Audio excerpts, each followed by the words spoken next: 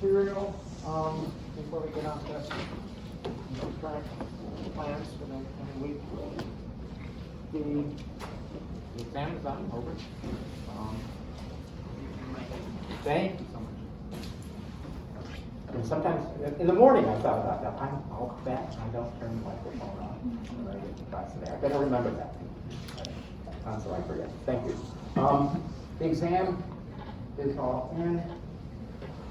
My policy always on assignments is for submissions from students is always to try to get those graded and back to them within a week. And so this is, we've got 6 essay questions to review, and so Elise, Deanna, and I will be going through. We'll be each responsible for a few of the questions, 2 of the questions each, and that way we're at least consistently grading things. We will post the key when we post the scores, and those should be available hopefully by 5 p.m. on Friday, or on Monday. That's our goal for doing it. So when we have the deadlines. With an exam or an assignment like this, it's a learning process, right? So you don't get full credit on the response. Certainly go back and look at the key, see what was expected. We will provide comments as well, so it should be clear. And if we do anything, because this does happen, I think I will have to go through at the end and add. No, I won't have to add up all the points, but it'll do that automatically. But then I have to transfer it to another grade sheet topic. And that is because this exam is out of 100 points, because we answered 5 questions that are all worth 20 points each. But Canvas, because we have 6 questions, it's going to give you a percentage based on 120 possible points. I haven't figured out a way to fix that. Canvas will add up all the points correctly together. Then it's my job to transfer it into a grade book item so that you can actually see those. That's the only place we could make a mistake. In the olden days, we could make a mistake when we did it on paper. We could make a mistake with the addition. But Canvas does all that for us, and I don't think I've seen it make a mistake yet. But when we transfer those scores to the other grade book item, I double, triple check when I'm entering it in, but there's a chance I make a mistake. So if you see any issues like that, any kind of error associated with that, let me know. If you have a question about your response in comparison to the response we were anticipating, come talk to me too. I'd be happy to talk about this.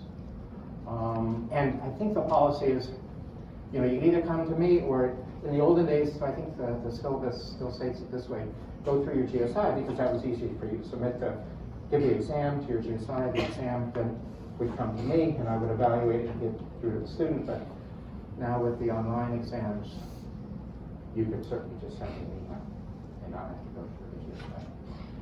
All right. The other thing I wanted to mention, because it's something I haven't been reminded of this internally, but it's something I begin thinking about, because today was a beautiful day, or it seemed warmer, and it was sunny out there.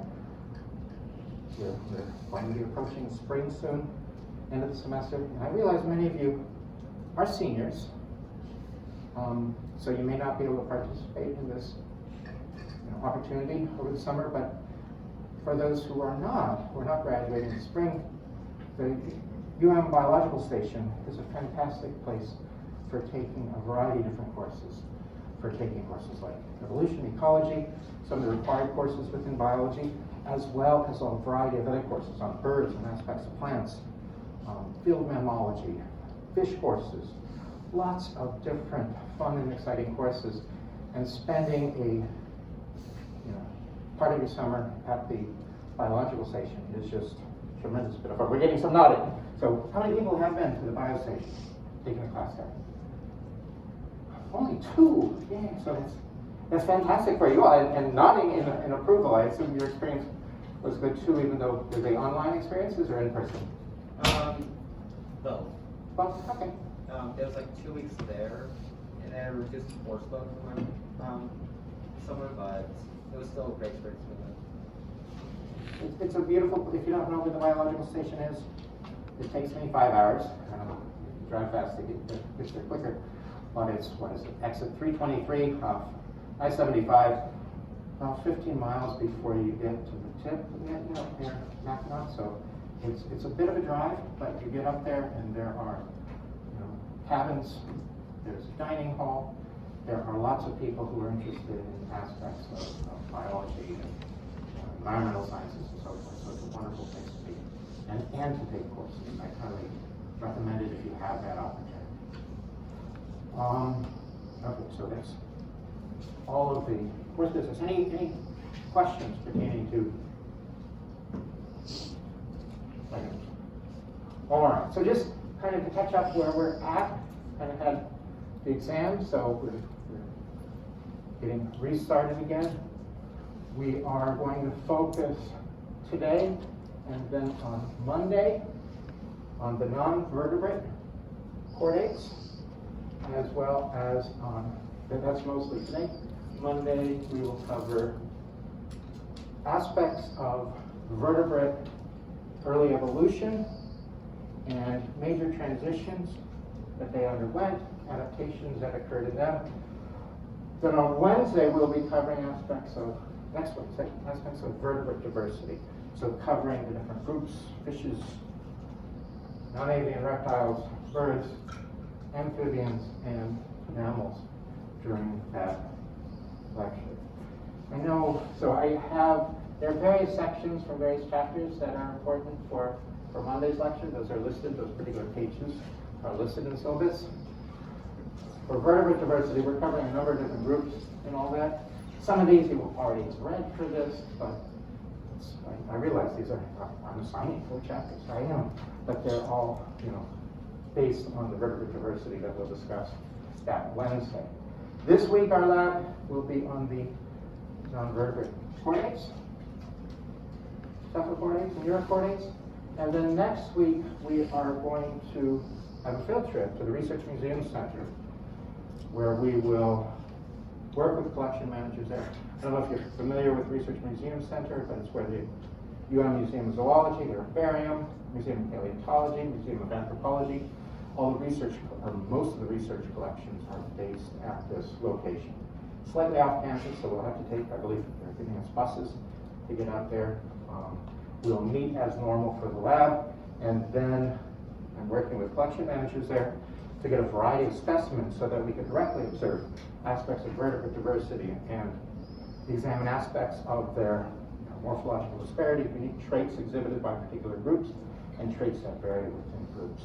We also will get a tour of the collections by the collection managers and UTSIs, and there we'll be able to see additional parts of the diversity that we really can't take out of the collection to bring to our demonstration room. So that will be the following week. But the plans are as normal. Show up to the lab. We'll send announcements about this out.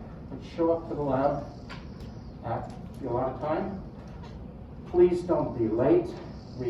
Given the transportation out there and back, we don't have much time at the RMC. It works out to just over 2 hours so that we get there and then you get back in time so that you're not late for the next class.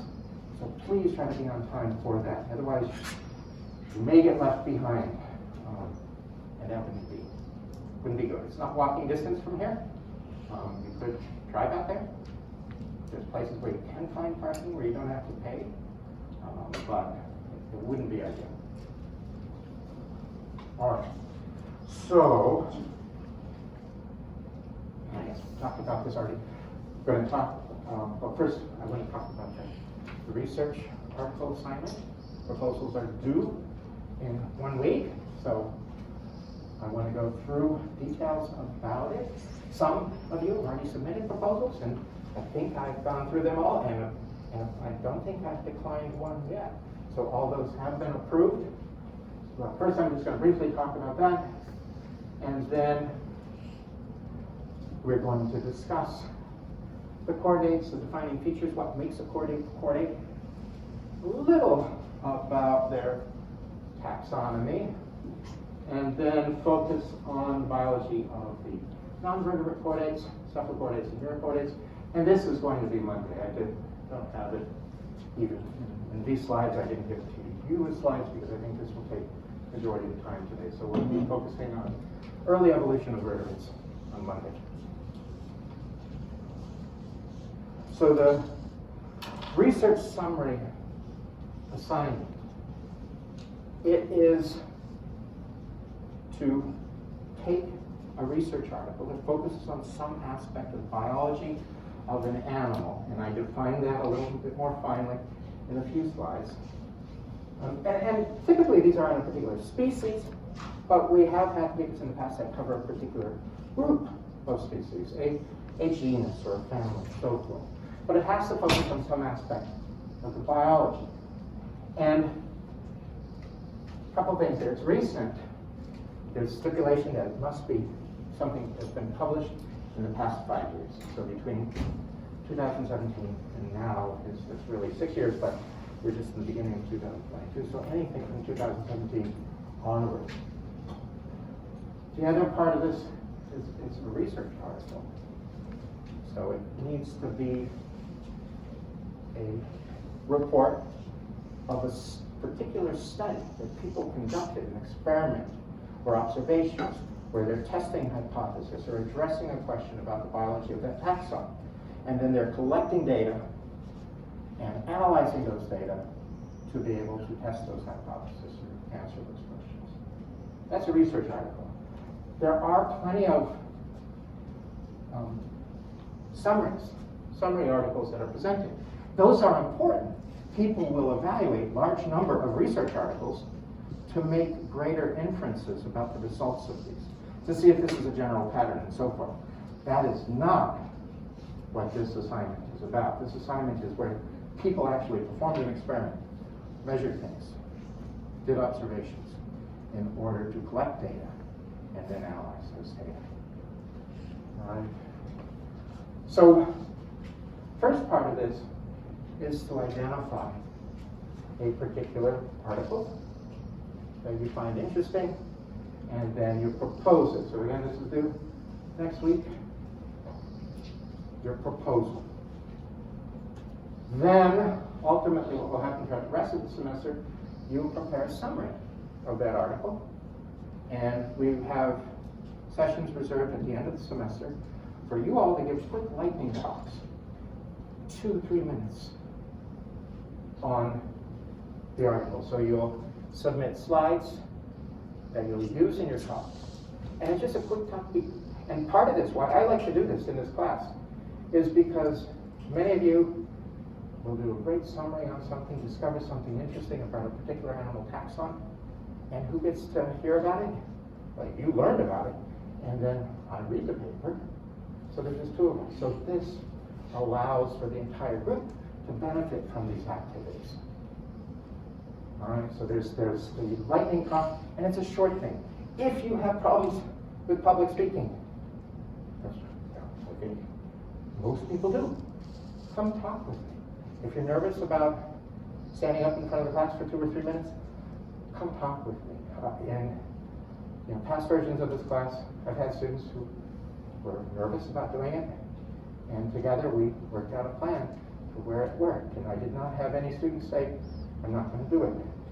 They went through it. And when you're nervous about something, some of the best ways of getting over that nervousness is by doing it. So that has been fantastic. I've been in other classes before, though, where students did just say, I can't do this, and back out. But these last year in this class, of the 40 plus students in the class, all did it. And all, I think some of the people who were most nervous about it did the best presentations. So it was fun to witness that. Nobody knew that people were nervous. I couldn't tell they're nervous when they gave the talk, but I knew they were.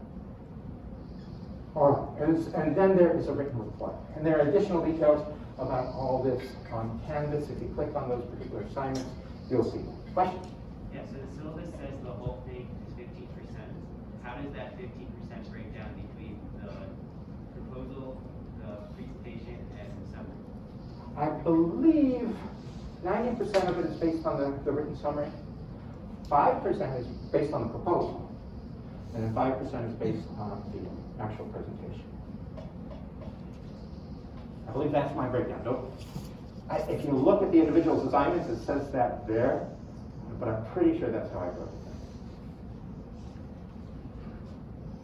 So how do you identify a suitable article? Many of you are seniors, so many of you have probably had to search the literature for particular papers on topics in preparation of other papers you've written for courses. In this particular case, it's an article on a particular, a study of aspects of the biology of a particular animal. You may be tempted, if you, for example, like jellyfish, to Google jellyfish and find cool stories, cool research on jellyfish. That's one option. But perhaps a better way to do it is to identify a research theme that you're interested in. And then identify papers in that research theme that focus on aspects of the biology of that animal. That could be a way to do it.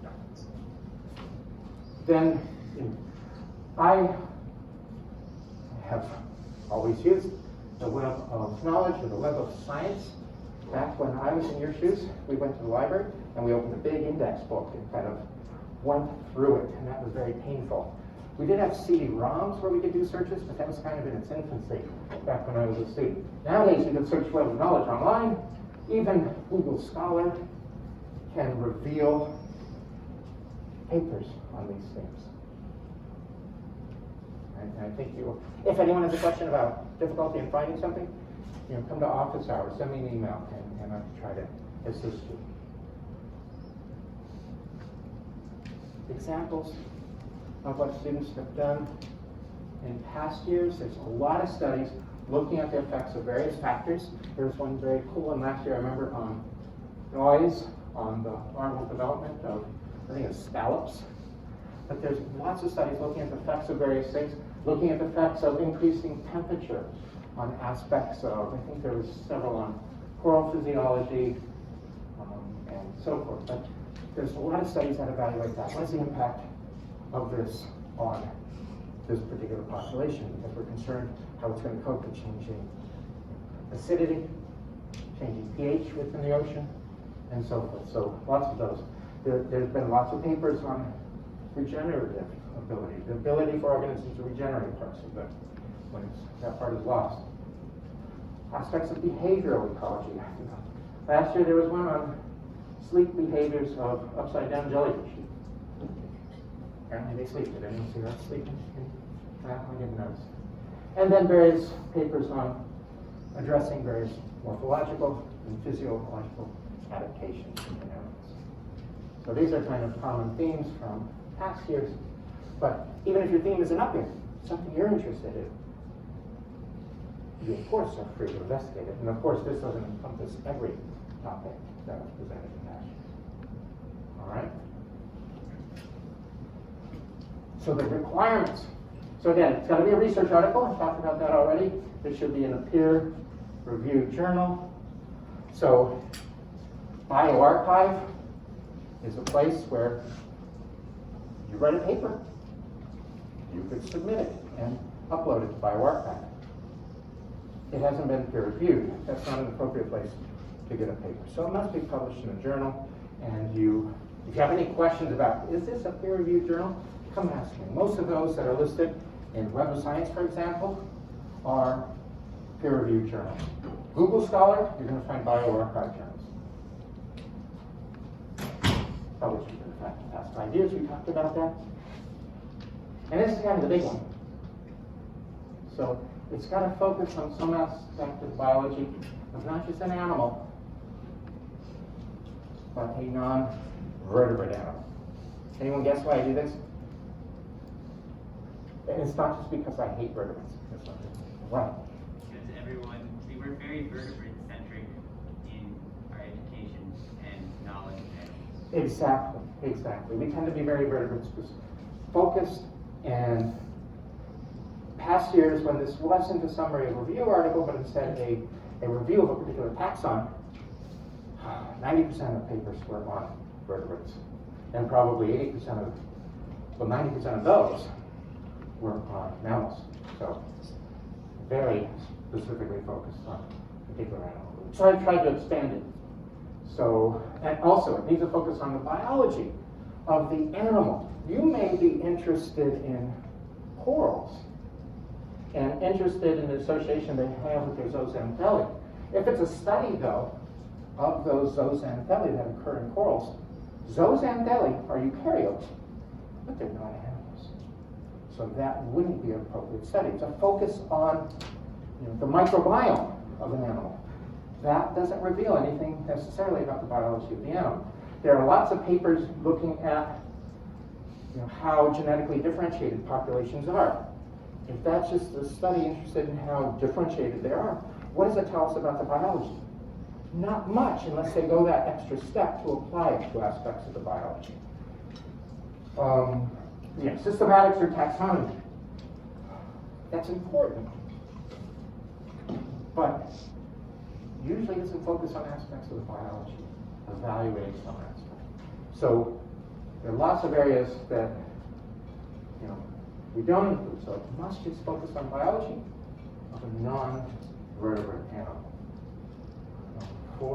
This is really, I think this is one that you all want to take into consideration, that the paper isn't too technically challenging. What happens if a paper is technically challenging is I get a summary and the student didn't do a very good job on summarizing what was done or the results that came because they're not up on the particular technique, on what was done. The methods of analysis were beyond them. So the summary is a reiteration of what was included in the paper. So you want to pick a paper that did particular analyses that you can synthesize and then spit out in your own words. I know if I read something that was in a different field and I had to create a summary of it, good Lord, I would take weeks just trying to understand that so I could put it in my own words. So be good for yourself and find something that is easily digestible by you. You all have different experiences and expertise. There may be something that works for you that doesn't work for you. So find something that fits in so that you can describe it well. And before the last one, I should say too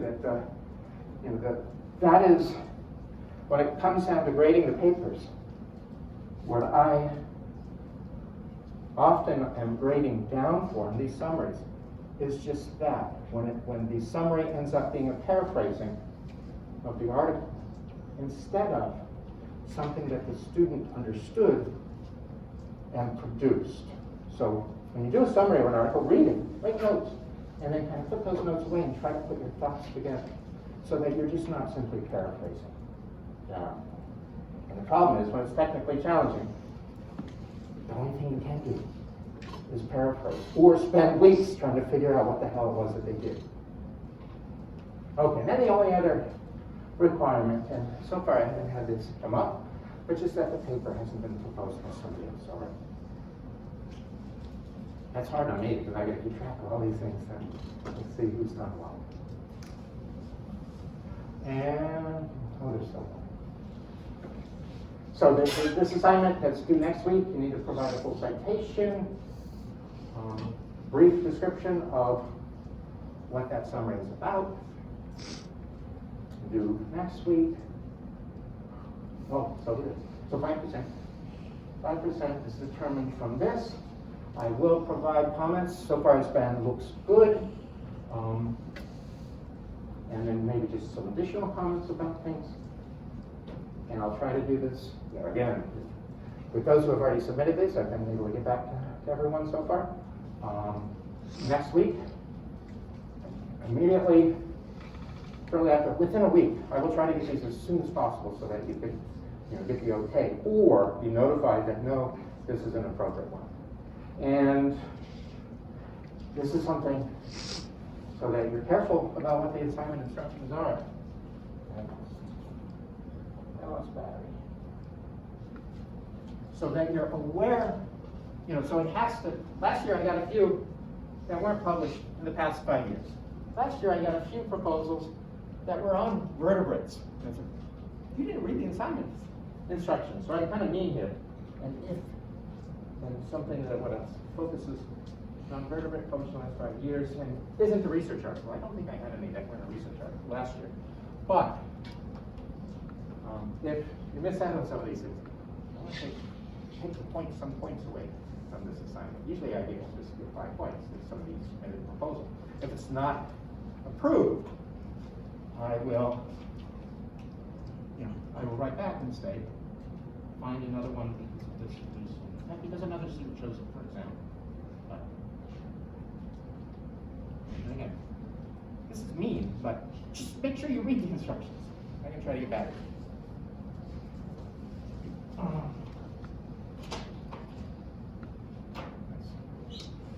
While I am recharging my batteries, with regards to the chordates, we all read chapter 15 for today's lecture, that mostly be focused on these non-vertebrate chordates and a little bit about defining features of chordates and chordate evolution. So what interesting features did you learn about these protochordates from the chapter reading? And have you had any direct experiences or interactions with these? Yes? Yeah, I thought the Urochordates were super interesting, only because I was really surprised that they were considered chordates because they were rooted and they had like a place to take food and take out food. But like when I think of chordates, for some reason, I think of like having a mouth and anus on opposite sides, and that wasn't the case with the Urochordates. And I think the other interesting thing was they said that like they have pharynx slits, which I don't like. David is just that I don't understand where that is in humans. Like maybe I just don't know. That's like one of the findings. Yeah, cool. We'll chat about that briefly. Any others?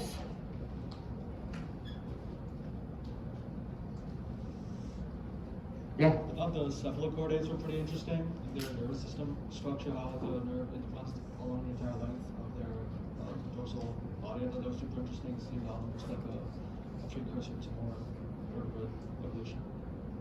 And so mentioning the cephalochordates and their nerve cord and the fact that it extends throughout the length of the animal.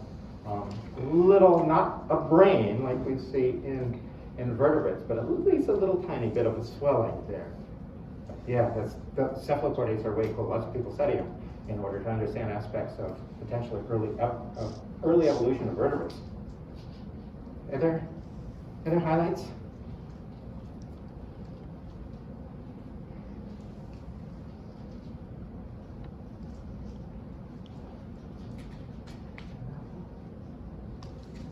One thing, we're not going to do in this classroom, but one thing that courses like this to do when they're at a field location, say if this were at the Larval Stage, is for the last lab, is to feature a 5-phylum stew.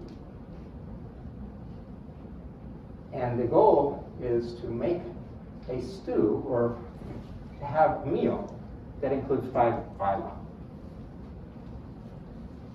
Chordates are easy, right? What would those other phyla be? But if you could not choose chordates, if you were mean like I was with my assignment, said, okay, you got to put together a 5-phylum stew, but you can't use vertebrates. Cephalochordates or Urochordates? Actually, cephalochordates they're relatively small beasts, but they are eaten in some parts of the world. And then one of the cool things I wrote down that I had learned about, I've never partaken in it, but there are what do they call them? Carnumole, which is a common name for a tunicate that occurs in the Mediterranean. That is a component of Italian diets. I've never been to Italy, but something that I will track down if I'm there. In Chile, there's a delicacy known as puree that is either cooked, fried, or made in like a ceviche, and that people in Chile eat as a delicacy. And I was in Chile, but I didn't have a chance to try that. I didn't know about that when I was in Chile. And so some of these are actually delicacies, and I think it's mostly just the siphons that are taken out. All right. Anything else wing. All right, just to orient, we have been talking about the deuterostomes, ambulocarians, hemiderms, and hemichordates. Right now we're focusing in on chordates. This includes just those three main groups: Cephalochordates, cephalohead cord, or cord, so head cord, and that refers to the fact that the notochord present in these notochord invertebrates is largely replaced by bone, or vertebral column. Is our, what happened to our notochord? The notochord is present within cephalochordates, and it extends all the way into their head region.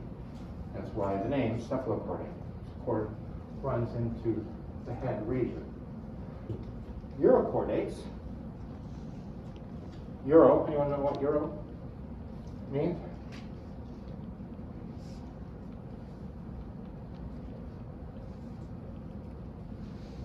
Well, I guess we probably haven't talked about it yet. I know perhaps on Wednesday we'll mention a vertebrate taxon that also has Uro. It refers to the fact that, or it refers to the tail. Uro means tail, so cephaloheads and tails are the protochordates.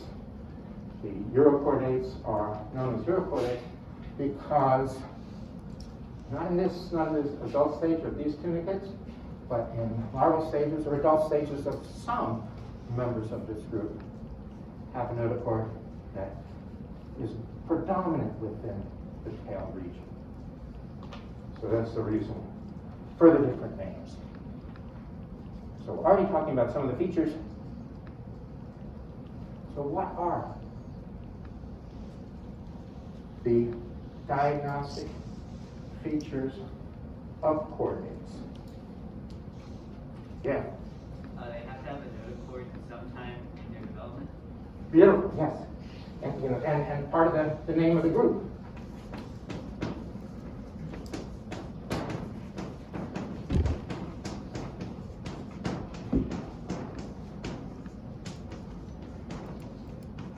Completely unique to chordates. No other animal group possesses a notochord. Defining what we would refer to as a synapomorphy, a trait that is uniquely derived from the common ancestor of all chordates. What else? Yes? A dorsal nerve cord. Dorsal as well as hollow nerve cord. There are modifications, but this is unique, largely unique to chordates. We haven't, we talked about the ambulocarians, we did talk about the hemichordates. And hemichordates, some of them actually do also have a dorsal hollow nerve cord.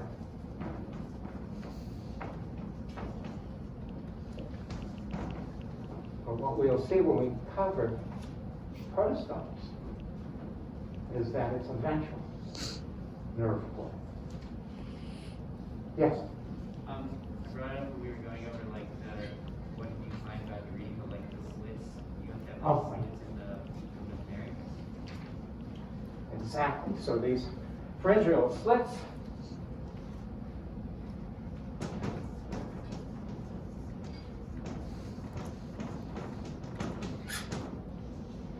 it's typically formed in development through outpocketing of the pharynx and pockets that develop in the outer tissue that develops into a slit within this.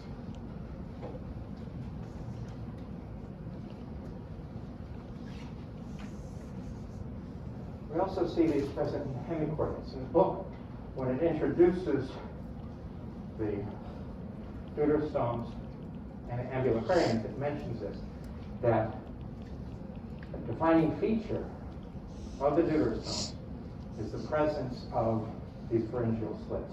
And the common ancestor then of chordates, as well as echinoderms and hemichordates. And then it was just, this feature was lost in echinoderms.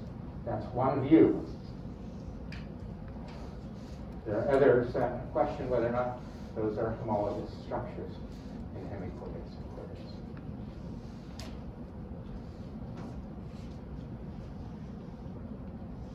What are the others? Something we don't have, but A postnatal tail. postnatal tail, perfect. That's what I was thinking about. Tail. Postnatal tail. Most other organisms have a terminal anus. Position of the anus can vary, but ancestrally it may have been terminal, so it's at the end of the body. Within chordates, we have an extension of the body into a tail region. This is important because it's related to aspects of mobility. Not all chordates are highly mobile, but vertebrates are. I had a question about that. So like, I know that humans have tail bones, but does that mean you still have a post-anal tail? Because you no longer, like you don't have anything past that. Right. So ancestrally, so we have tailbones that are a remnant of having a prior tail that are highly reduced but present. During development, I've got a slide that shows early development of the human where there is a tail. You did have a tail at one point during early development. And then the fifth one.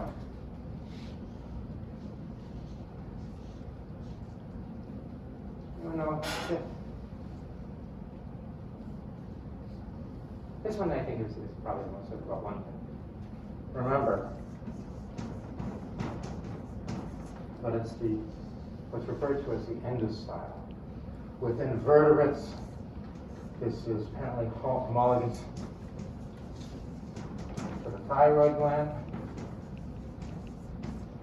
Both produce substances containing iodine within them. The thyroid gland is associated with metabolism and production of various hormones. In vertebrates, the endostyle produces mucus. It's associated with the pharynx. And for the non-vertebrate chordates and some larval forms of vertebrates, it's secreting mucus along the pharynx where you have the slits, and so it's important with the filter feeding nature of these organisms. As we'll see when we cover the protochordates. Important filter feeding. Non-vertebrate chordates and larval forms of some chordates filter feeding, and they use this pharyngeal region with the slits for filtering out food particles and then delivering those food particles to the mouth, to the digestive tract. It's been dramatically modified, though, within the vertebrates.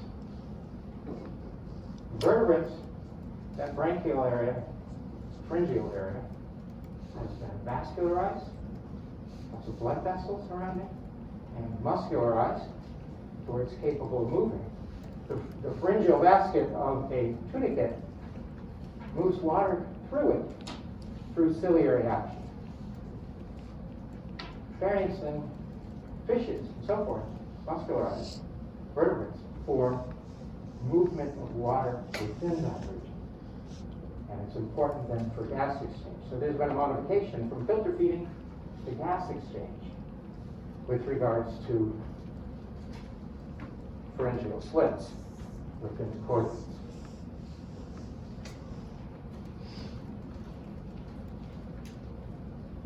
So here's just that lesson. Did we do it?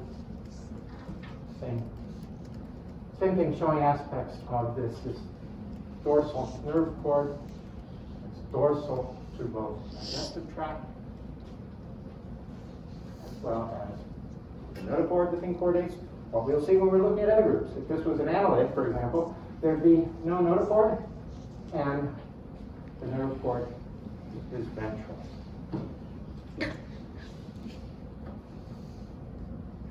And questions about aspects of early development. Many vertebrate embryos do not have slits during early developmental stages, but they have the beginnings of what would ultimately become slits. They have the internal pouches. Those pouches then form another number of structures within vertebrates. And we do have a tail. So these limb buds and that is so a lot of characteristics of organisms can be observed within early development stages.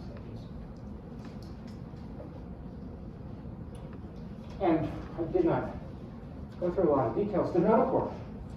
What is this notochord? We already talked about invertebrates. It's modified into a vertebral column. So what is the importance of the vertebral column with invertebrates? What does it do? Yeah. Centralizes the nervous system. Centralized, so it does protect the dorsal nerve cord. What else? It allows for attachment of muscles for more movement and more like mobility. Muscle attachment. Right, so it's, in one case it is protecting aspects of the nervous system, and this is providing muscle attachment. It's also providing this basic support. Within other organisms, this is just simply a fibrous sheet. So within the Cephalochordates and the Urochordates, this is a fibrous sheet that will provide structure to the organism for muscle attachment. And so it can be associated with a very mobile lifestyle.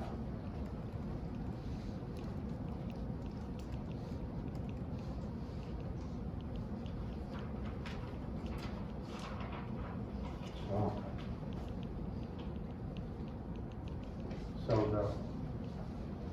the generalized tree of the chordates from the chapter is shown here. And again, these are great ways of summarizing what are unique features of these. The five that we just discussed are here, although again, the pharyngeal slits, they may have evolved in a common ancestor of both the chordates and the ambulocranians. A question? I just wanted to clarify something. When you talk about the muscle attachment and the stability and the nervous system, all that, were you speaking in regards to the notochord or the postnatal tail? Notochord. And there are muscles within that postnatal tail too. At least, I don't think we swim around much with it, but other animals do.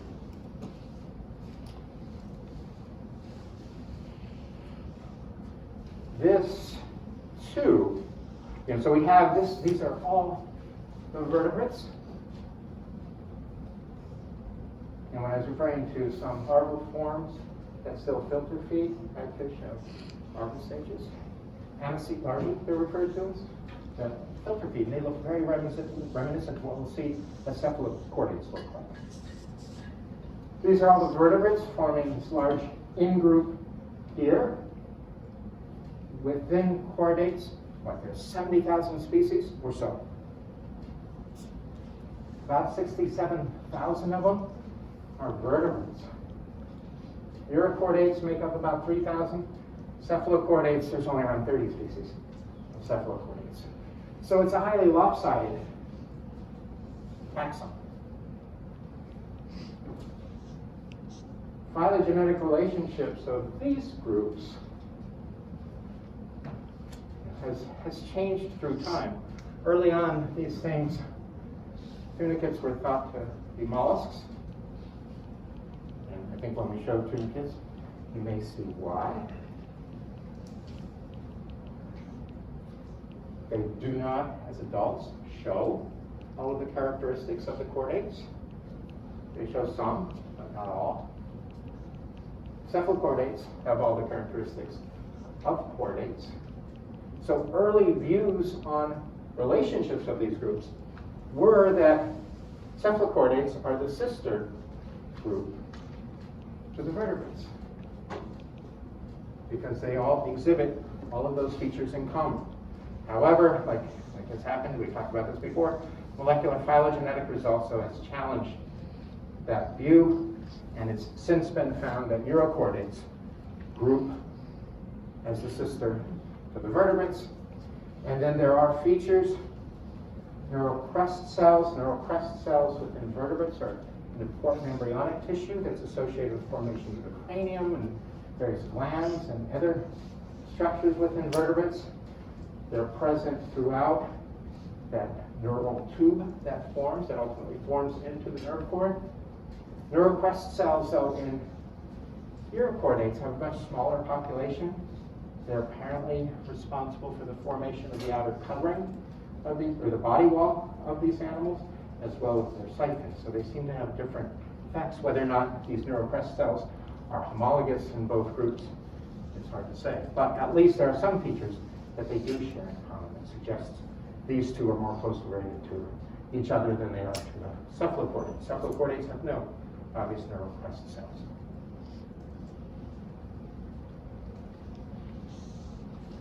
So, one thing with regards to this group is rank. Why do we recognize the chordates as a phylum? Why instead don't we recognize vertebrates as their own phylum, Urochordates as well as their own phylum, Cephalochordates as their own phylum? Three phyla. We talked about Ambulocraria last week, the echinoderms and the hemichordates. That's a rank above the phylum, right? That's putting a superphylum rank. Why don't we do the same for chordates? So the question I have for you is, why is Vertebrata a subphylum instead of a phylum? A phylum should be a group of organisms that share similar body plans. So why shouldn't we lift vertebrates up to the level of the phylum?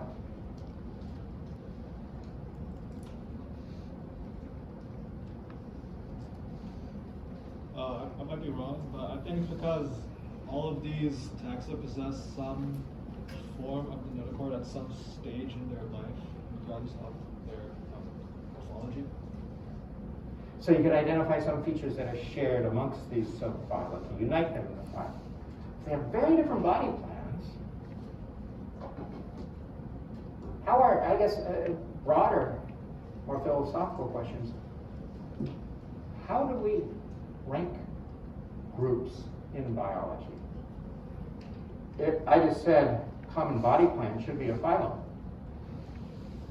Shouldn't that mean we put amniotes, terrestrial organisms that share, and even amphibians, I guess all tetrapods, into their own distinct phylum? Because they share a common body plan?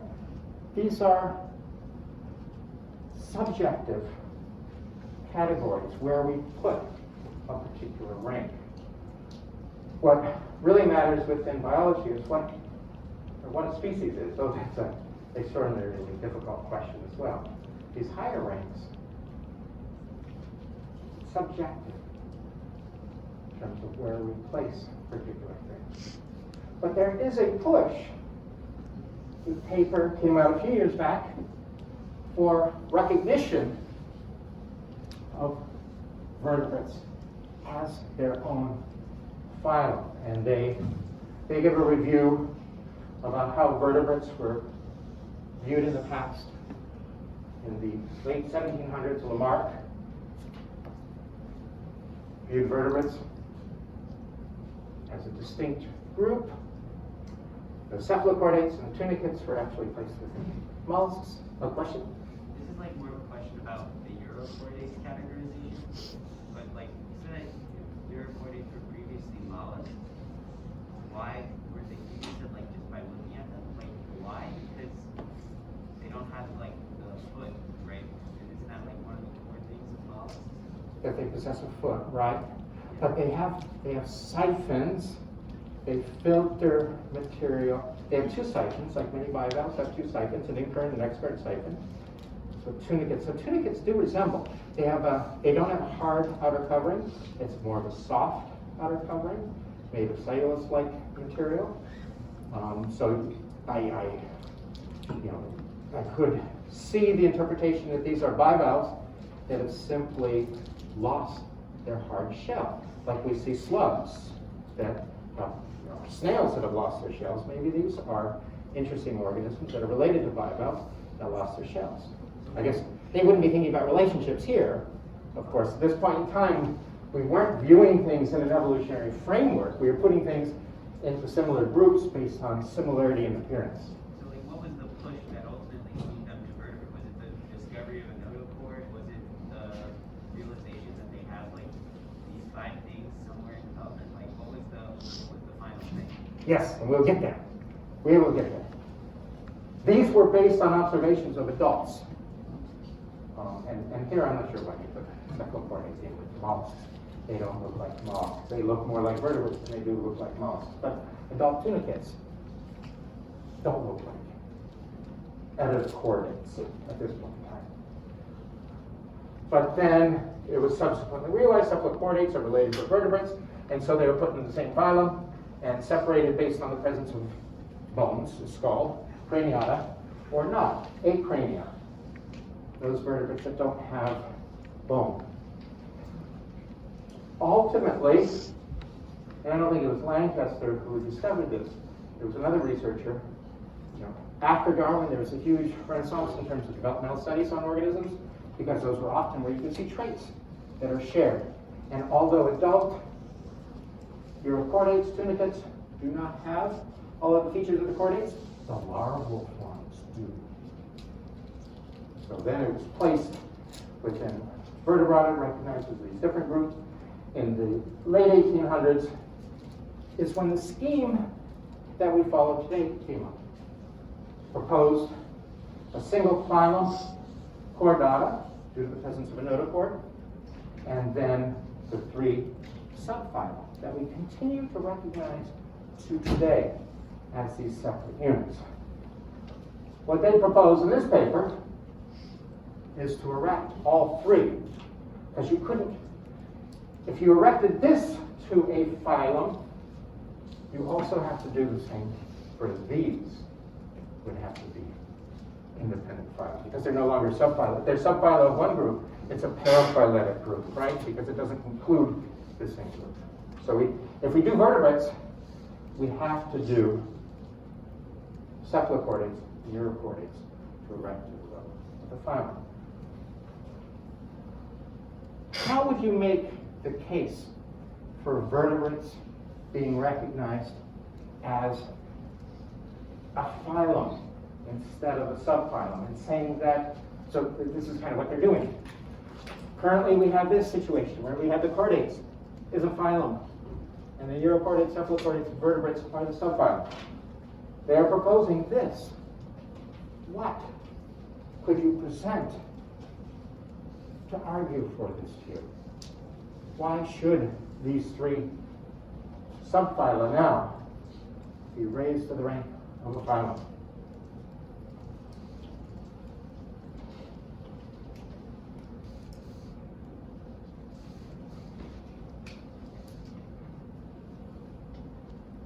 Yeah. Well, for the subphylum, there's a polytomy, but for this, there's like a clear distinction at the bottom there. For the Chordata, there's cephalochordates have a different, well, they have like the same ancestors, everything, but Urochordates and vertebrates have a different ancestor, like most recent common ancestor. So could that be some way of they could differentiate those? I think it's still, it's an argument of rank, and Oh, okay. what aspects about the biology of vertebrates would cause us to, or the history of vertebrates would cause us to recognize them as a distinct phylum? Yeah. I was going to say that each phylum needs to have its own unique, distinct thing. Like when we were doing echinodermal movements and the at least three ambulacral groups, like they had all of these specific things listed. So if you want to list things for vertebrates, it would be a backbone, right? Or spine, like backbone, right? And then for Urochordata, you need to find something else. And for Cephalochordata, you need to find something else. But you need to make sure that each one of the three has their own unique thing to make that its own phylum. While it would be difficult, I think, to find so many unique things to make it its own phylum. Which is why I'm not fully in the vertebrates should have their own phylum. Yeah, and that can be part of this. Rank classification is a means for organizing things in the group. Would you look at vertebrates any differently if they were a phylum versus a subphylum? I think so. So it's just a matter of communicating about these groups in terms of why we organize them into groups. It's a reflection of their evolutionary history. There are proposals, though, within taxonomy that groups, phyla, should have, the same depth of history.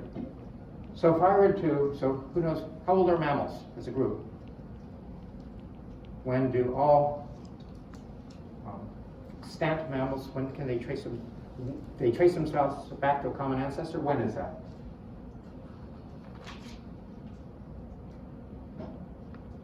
During the Mesozoic, right? So it's I don't know exact dates, but what, 200 million years ago? Compared to echinoderms, fossils from those different classes date back to the Cambrian. So should we name mammals as a phylum? No. Because they are a relatively recent group.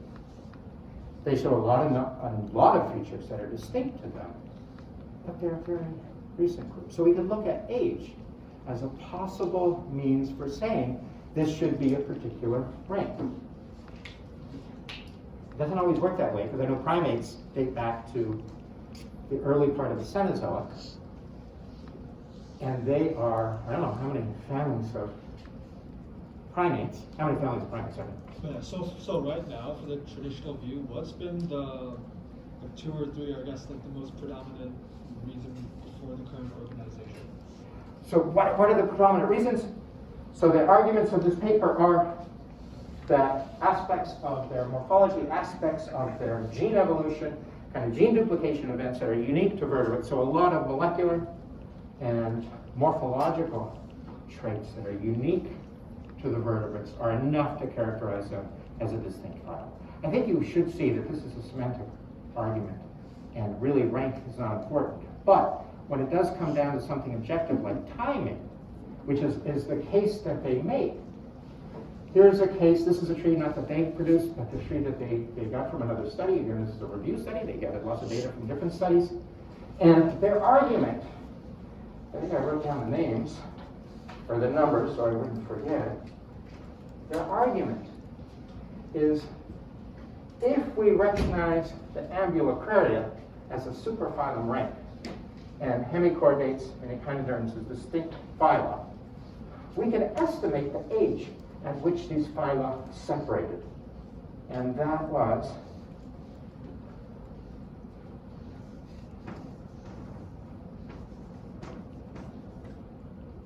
this is Precambrian, but an estimated age of Ambulocraria and the divergence of those two phyla about 600 million years ago. So that's echinoderms and Hemichordates. We look at when these groups, the vertebrates, the Urochordates, and the Cephalochordates, when they separated.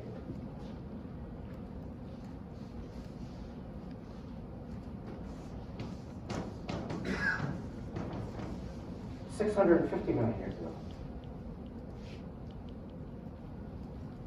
These phyla, at least based on the molecular clock estimates, diverged earlier, or not these phyla, these subphyla diverged earlier than echinoderms and hemichordates did from each other. So if we recognize hemichordates and echinoderms as separate phyla, we should do the same for the chordate subphyla. And just like we could recognize Ambulacraria as a superphylum rank, we can continue to recognize Chordata as a superphylum rank that unites aspects of that.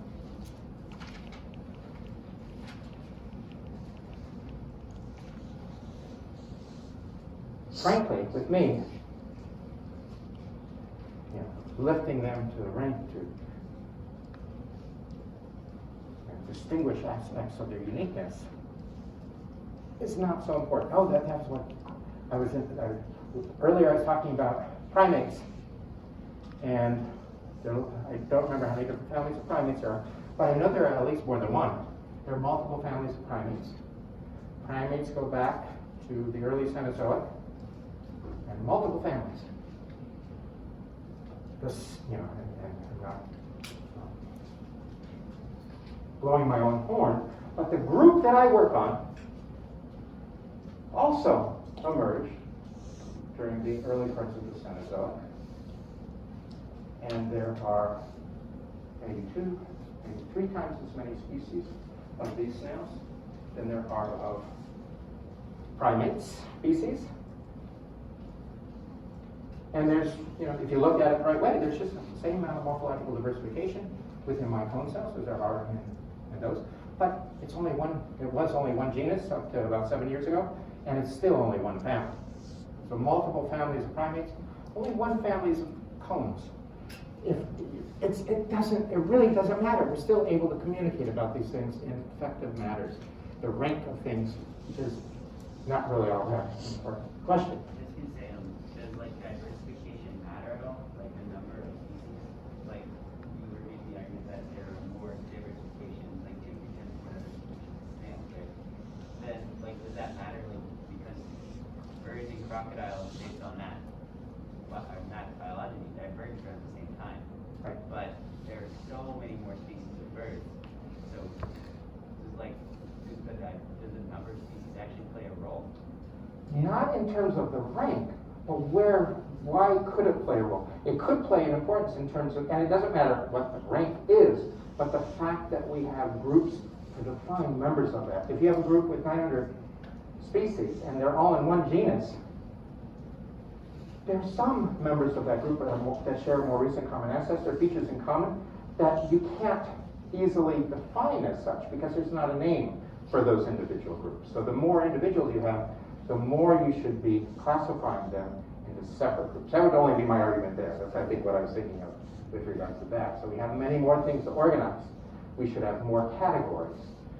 Rank, I don't care. The reality is we do have subgenera for this. And am I upset that we have subgenera instead of different families? No, I'm not really. But just that comparison in terms of how different ranks can be applied to different groups. And in reality, this is an interesting argument, an interesting paper, but I don't think people are running to necessarily accept this. All right. Okay, so now the main groups, and again, we're not going to really talk about vertebrates until next week. I think I'll be able to finish what I want to cover with regards to the Cephalochordates and the Urochordates today. So the Cephalochordates, they're also known as lancelets because they look like little spears. Amphioxus was a actual species name that was given them to before. Means pointed at both ends essentially, and the common name for that species is Branchiostoma. These are all marine taxa. Only 30 species. They can be relatively common in shallow water areas. They occur within sand. Here's an individual outside But this is an individual in its normal position. They dwell in sand and they filter feed. You can see in this view, they have this big pharyngeal basket with slits through them in which water travels through and it filters out food particles.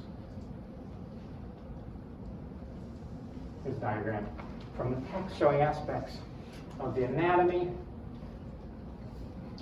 the 5 features of the chordates. Dorsal nerve cord. This is very similar to the images that they used to define the 5 diagnostic features of chordates, pharyngeal slits, and the style, the ventral region of that pharyngeal basket, the notochord, the dorsal hollow lymph cord, and then, yeah, it wasn't labeled on here. So the 5th one is this post-anal tail. Highly muscularized throughout, they're capable of active movement. Water, again, comes in through this region, the wheel organ, through ciliary reaction, can draw water currents in. Cilia and mucus secreted on here capture food and delivered to the mouth. The water passes through the brachial slits and then comes out through a pore. Notice the atrial pore. It's analogous, or it's homologous with the excurrent siphon that we'll see in the tunicates.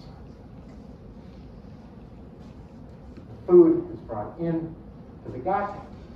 There's hepatic cecum, this diverticulum of the gut, where most of the digestion occurs, and then the waste products travel out through the anus.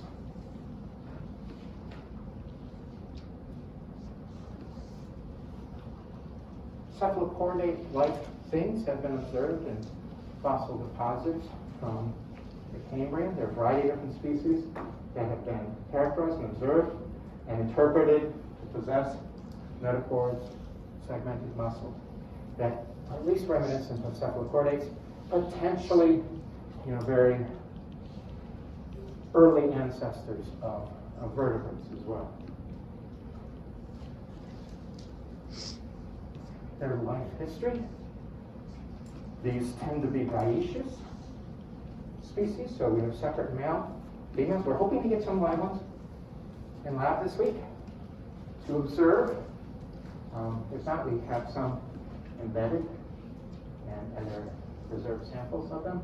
But we have males and females, and oftentimes you can see the well-developed gonad material within the animal. They're practically see-through. They spawn gametes. Fertilization takes place in the larval column and goes through various larval stages and ultimately metamorphosis into a juvenile and then an adult. So not very dramatic differences in the larval types of these. They are beginning to grow into more of a direct type of larval development, indirect, where there are very different larval stages. And the feeding form is once they metamorphose.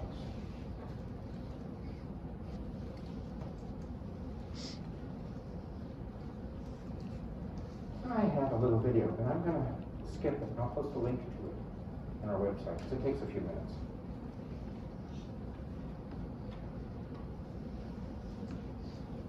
The other major group, and this is much larger, so Cephalochordates, about 30 species. Urochordates, about 100 times that, right? About 3,200 species.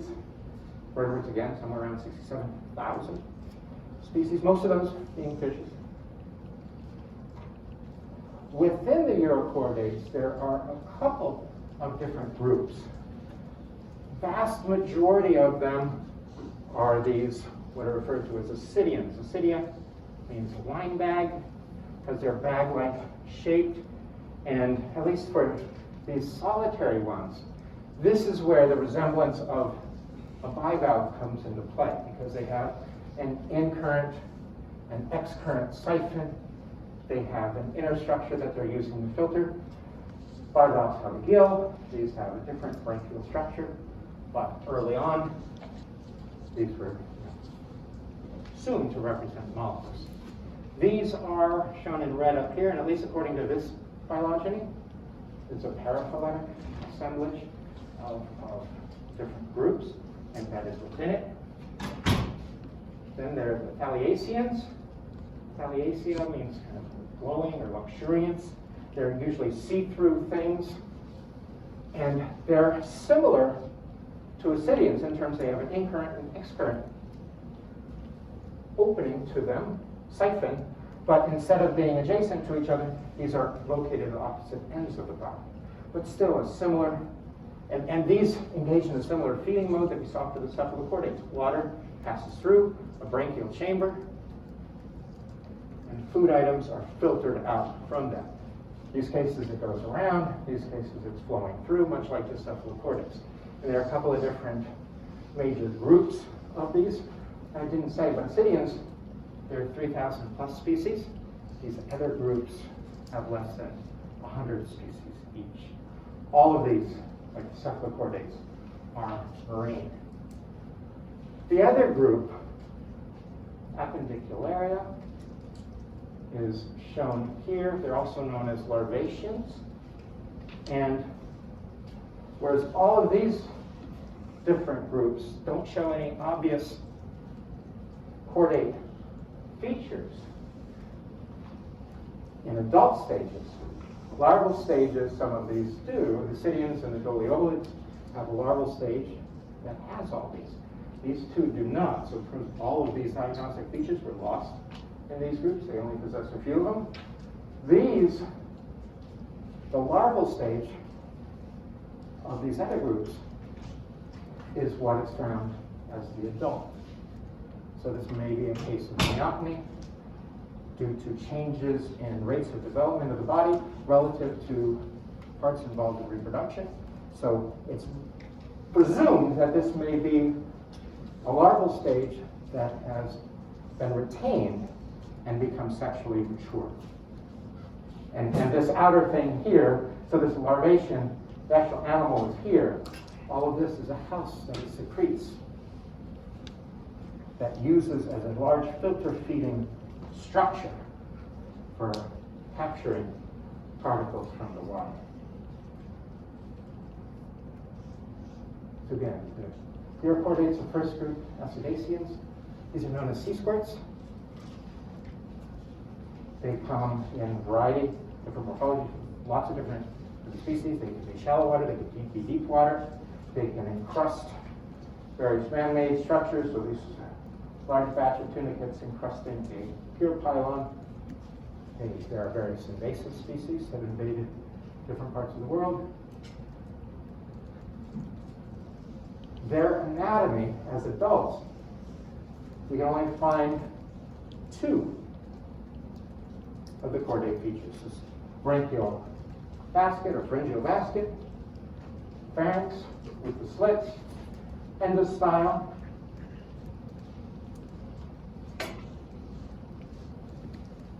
there are nerves present. When we see the development of the larval stage, you can see how a dorsal hollow nerve cord gets modified into the small ganglion. Some people refer to it as a cerebral ganglion. There are also nerves associated with the upper part of the branchial basket and an incurrent siphon, presumably responding to water flow and so forth.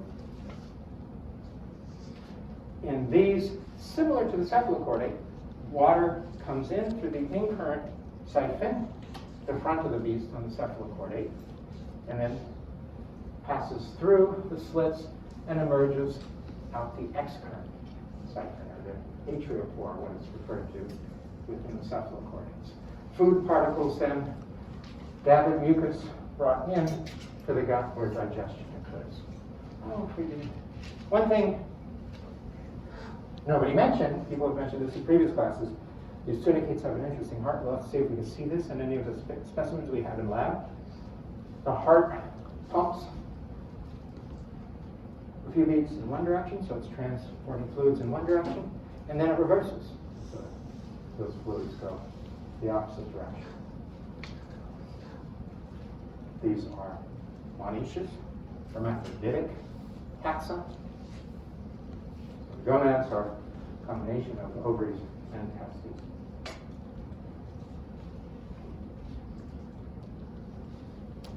Here's a larval stage. It's referred to as a tadpole larvae because it resembles tadpoles of amphibians. They are non-feeding. They have a digestive tract, but don't use it during larval stages. Larval stages are rather brief, but you can see, and they have a pharyngeal region they're not using at all for feeding during this larval stage. They have postanal tail, notochord, neural tube, branchial sac. So the larval stage. So in the late 1800s, larval stages of tunicates were studied. That's when it was discovered that they should be grouped in with other chordates. What happens during development of a larval stage that is released? It ultimately settles, and you can look at a couple of things. The nerve cord, throughout the larva here, the notochord, they're highly reduced through metamorphosis until notochord is ultimately gone, and you're left with these ganglia present in between the two sections.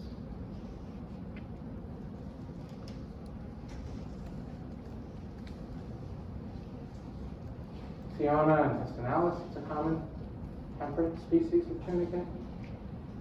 This is its development. What type of cleavage? It's a gibbous cell, so it's got radial cleavage. And then developed into an early larval stage, and then these individuals are stained for substances within a notochord, showing the presence of that notochord in those. And, I had a movie. Not yet. They're sexual. So again, they're hermaphroditic, they release gametes, fertilize, form the larva settles, and develops into an adult.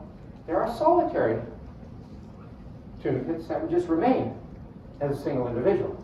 But there are also colonial individuals that will reproduce via asexual reproduction. So budding, and here in this case, this particular one produces a stolon that ultimately will develop into a separate zooid, a separate independent unit that is interconnected with the original member and ultimately forms a colony of interconnected units.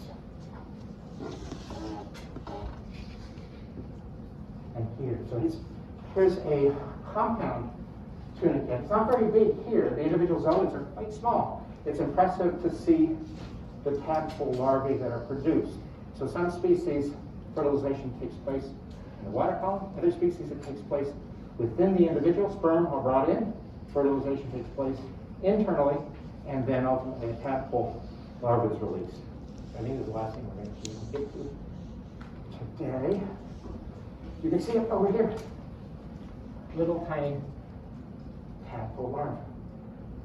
Supposedly, if you put these animals in the dark for a good day, if they have any larvae in them that are developed, they will release them.